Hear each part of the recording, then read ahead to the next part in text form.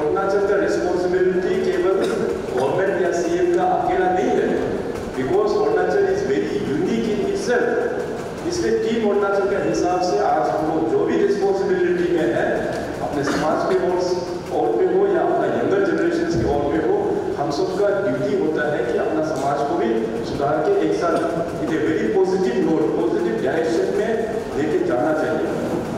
मैं हमेशा कोशिश करता हूँ सरकार में बैठने के बाद भी वेरी इंक्लूसिव, लोगों का सजेशन सुनना, लोगों का गाली भी सुनना है। हम गाली नहीं सुनेगा तो कौन सुनेगा?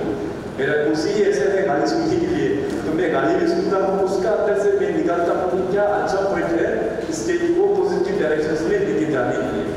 सो उस दौरान आप सभी का सहयोग चाहिए कि स्टेट को है हम लोगों का बहुत और भी आगे जाना है, बिकॉज अरुणाचल का जो यूनिकनेस है, टाइप्स का कंपोजिशन इज वेरी यूनिक, काफ़ी लार्ज नंबर में यहाँ पे पॉपुलेशन कम जरूर है मगर नंबर्स में काफ़ी ज़्यादा है। और साथ में हम लोगों का राज्य बहुत चैलेंजिंग है टोपोग्राफिकली, नॉर्थ ईस्ट का भी, नॉर्थ ईस्ट मैं हमेशा बोलता हूँ, and also we are the largest state. हम लोग हमेशा बोलते हैं हम लोग छोटा स्टेट है, छोटा स्टेट है। वो छोटा स्टेट बोलते बोलते हम लोग का सोच भी छोटा हो गया। छोटा स्टेट नहीं है भाई, we are the largest state, biggest state in north east, we are much bigger than Assam. आप सोचो भूटान बॉर्डर से लेके तिब्बत चाइना बॉर्डर से लेके म्यांमार बॉर्डर तक कितना लंबा बॉर्डर है हम लोग का। साइज हम लोग का आसाम से भी बड़ा है। नॉर्थ ईस्ट से 5 स्टेट आप लोग मिला लो, आप लोग जुड़ करके उसको एरिया प्लस कर लो, मिजोरम, मेघालय, मणिपुर, नागालैंड, सिक्किम, ये 5 स्टेट मिला के अरुणाचल प्रदेश का साइज है भाई। तो कहाँ से हम लोग का स्टेट छोटा हो गया? तो इसलिए छोटा स्टेट बोल के हम लोग का सोच भी छोटा हो जाता है। We are the biggest state, हम लोग का पोटेंशियल बहुत अच्छा पोटेंशियल है ये स्टेट में, और बहुत रिसोर्सफुल है हम लोग का स्टेट में। अभी कुछ ही दिन बाद देखिए, अभी हमारा पास जो रिसोर्सेज है इस स्टेट को आगे और आने वाला दिनों में डेवलप करने के लिए, हाइड्रो पावर में हम लोगों का बहुत बड़ा पोटेंशियल है। हाइड्रो फिलहाल जो हाइड्रो पावर प्रोजेक्ट जो यहाँ पे चल रहा है, आप सबको पता है कि ऑनरेबल प्राइम मिनिस्टर दोबारा सपोर्ट करके 600 मेगावाट कमिंग हाइड्रो इलेक्ट्रिक चल चुका है और 12 हाइड्रो इलेक्ट्रिक 110 मेगावाट्स का वहाँ पे ऑलरेडी चल चुका है और नर्मदा नदी जो था 400 मेगावाट का वो चल चुका है। अभी नेक्स्ट ईयर हम लोग 2000 मेगावाट वो अपना सुबनसिरी लोअर प्रोजेक्ट शुरू हो जाएगा और इस साल दिबांग में जो है 2880 मेगावाट वो अभी बहुत जल्दी काम का सेशन शुरू हो जाएगा। अभी कुछ ही दिन बाद अभी हम लोग और एक MOU कर रहा है भारत सरकार के साथ में, जितनी भी जो पब्लिक सेक्टर अंडरटेकिंग है PSUs है उसके साथ में अराउंड 13,000 मेगावाट 13,000 मेगावाट इन 13 डिफरेंट लोकेशंस, वहाँ में हम लोग MOU अभी इसी महीना हम लोग बहुत जल्दी करने वाला है। तो कहने का मतलब ये है कि हमारे पास रिसोर्सेज है, उस रिसोर्सेज को हम लोग अच्छा से प्लानिंग करके अगर हम लोग यूटिलाइज करें तो आने वाला दिनों में अरुणाचल का फ्यूचर बहुत ही ब्राइट है। और हाइड्रो पावर पॉलिसी में भी मैं चेंज लेकर आया हूँ। आप सब लोग ने सुना होगा कि हाइड्रो पावर में हम लोग का स्टेट का वो गेन जो है वो मिल रहा है 12% फ्री पावर, आप सब लोग ने सुना होगा ये। अभी हम कर रहे हैं 12% फ्री पावर तो होना ही होना है, इसके अलावा 26% इक्विटी भी मैं अभी सभी जो अभी हाइड्रो पावर का जो साइन हो रहा है उसमें मैं इंसर्ट कर रहा हूँ और इसके लिए माननीय प्रधानमंत्री जी और मिनिस्ट्री पावर का पूरा कॉन्फिडेंस है। इक्विटी का भी जो पैसा हम लोगों को लगेंगे साल में मे बी 1500 करोड़ 1500 करोड़ का जरूरत है, वो भी मैं भारत सरकार को ही यहाँ पे अपना स्टेट का इक्विटी को यहाँ पे डालने के लिए ऑलरेडी कन्विंस कर चुका है। सो इक्विटी जो एक बार रेवेन्यू आना शुरू होगा तो अपना स्टेट जो है काफ़ी देरी हो जाएगा। सो आने वाला जो भविष्य है हम लोग का रिसोर्सेज को एक प्लान में हम लोग को नर्चर करना चाहिए और इसमें हम लोग being in tribal area we have been always associated with biodiversity and our rich forest, ताकि उसको भी डैमेज ना हो, इसलिए पब्लिक हियरिंग हम लोग ट्रांसपेरेंसी करके पब्लिक को भी अच्छे से कॉन्फिडेंस में लेते हुए इन सब प्रोजेक्ट्स को हम लोग आगे बढ़ेंगे। तो उसी प्रकार से बाकी फील्ड में देखो, टूरिज्म में हर एक सेक्टर में हम लोग का इतना पोटेंशियल है। अभी हम लोग का एग्रीकल्चर एंड एनाइट सेक्टर में देखिए इतना सारा पोटेंशियल है। धीरे धीरे अभी हमारा जितने भी जो एजुकेटेड यूथ लोग हैं वो लोग फार्मिंग सेक्टर में जाके जुड़ रहा है। तो इस प्रकार से अभी धीरे धीरे अरुणाचल का जो डेवलपमेंट है वो पहले का तुलना में वो डबल से भी ज़्यादा स्पीड हम लोग अभी पकड़ चुका है। तो इसलिए मेन हम लोग का क्या है कि नियत साफ होना है। नियत साफ नहीं होगा तो फिर आप चाहे किसी भी कुर्सी में आप बैठा हो, किसी भी रिस्पॉन्सिबिलिटी आपको दिया हो, नियत साफ नहीं होगा तो the system has to be collapse, वो सिस्टम कोलैप्स होना ही है। इसलिए हम सबका इरादा साफ होना है। छोटा सा एक जिंदगी है, जो भी है उसे खुशी होके तो हम लोग जीना चाहिए। लोग किसी भी फील्ड में है, आप लोग चाहे जो भी बैकग्राउंड से है, आप लोग अच्छे से अपना सोसाइटी के लिए, अपना समाज के लिए और अपना राज्य के लिए इस प्रकार से आप लोग कॉन्ट्रीब्यूट करते रहिएगा। बहुत बहुत धन्यवाद। Thank you. जय हिंद। अभी जो समाज में चल रहा है उसको 1980s का बाद से जो चल के आ रहा है, सीनियर लोग आपने वो सिस्टम को देखा, आपने वो परंपरा को देखा, हम लोगों को आज का समाज को बताना है।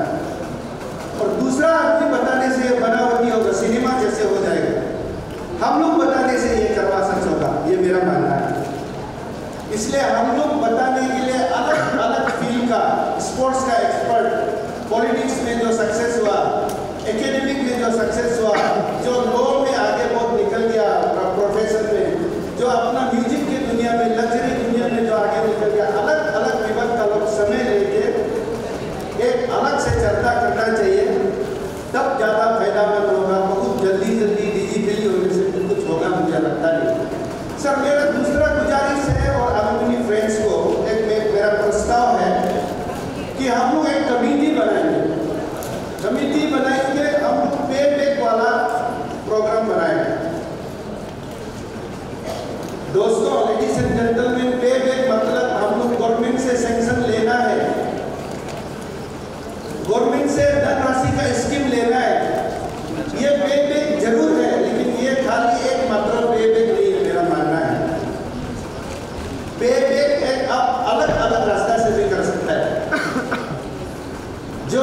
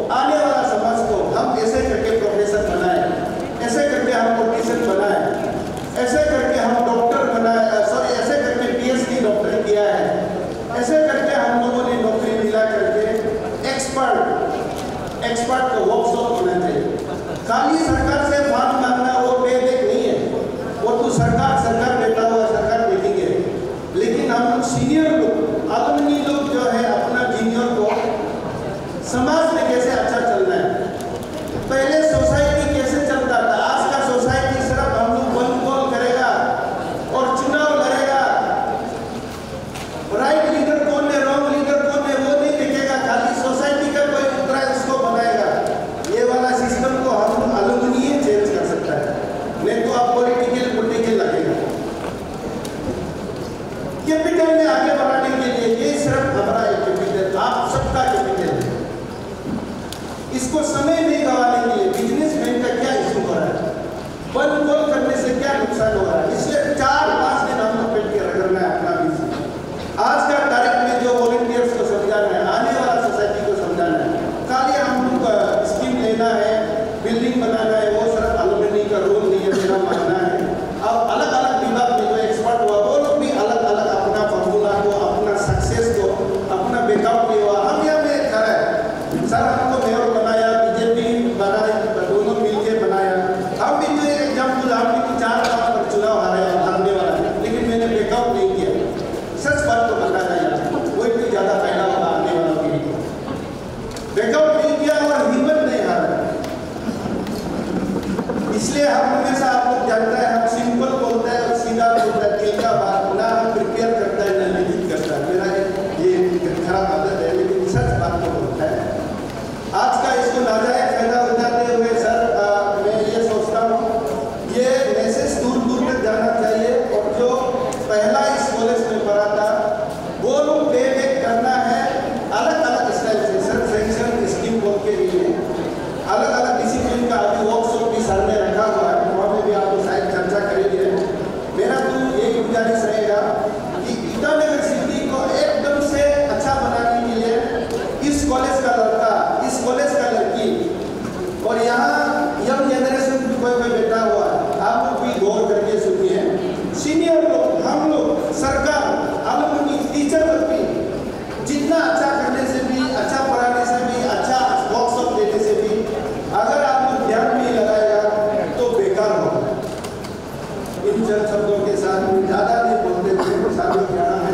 थैंक यू सो मच, नमस्कार, जय हिंद। आज का ये जो मीट था, ये outstanding alumni meet cum felicitation programme and workshop on role of alumni in development of institution का आयोजन हमारे कॉलेज ऑडिटोरियम जुबली हॉल में किया गया।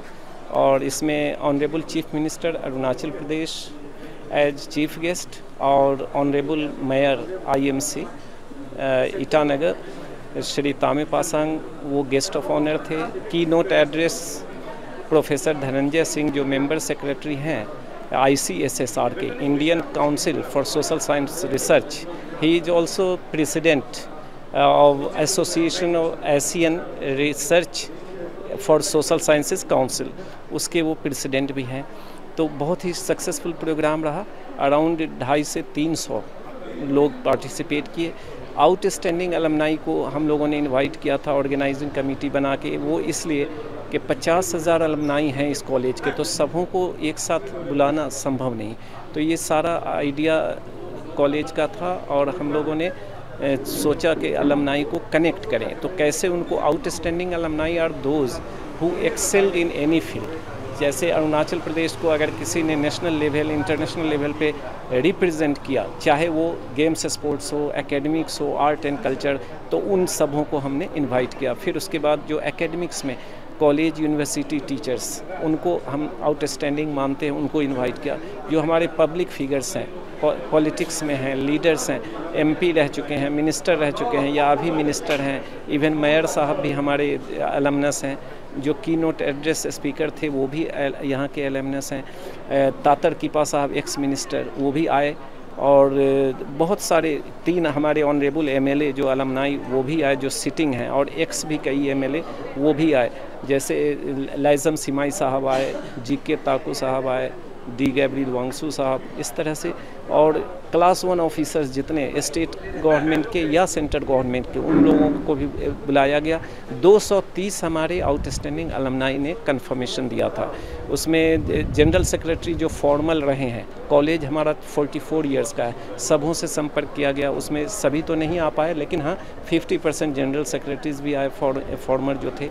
हमारे ही कॉलेज में हमारे अलमनाई 19 फैकल्टी मेंबर्स हैं जो अपने अल्मा मेटर को सर्व कर रहे हैं। अरुणाचल का कोई भी कॉलेज या डिपार्टमेंट नहीं है जहां हमारे अलमनाई डेडिकेटेड सर्विसेज नहीं रेंडर कर रहे हैं। तो इस कार्यक्रम को आयोजित करने का एकमात्र मकसद था 44 साल में हमने अलमनाई को कभी फेलिसिटेट नहीं किया था। ये पहली बार उनको फेलिसिटेट किया गया और उनको बुलाकर अपने अल्मा मेटर से जोड़ा गया, जस्ट टू कनेक्ट अलमनाई, तो अंडर अलमनाई कनेक्ट।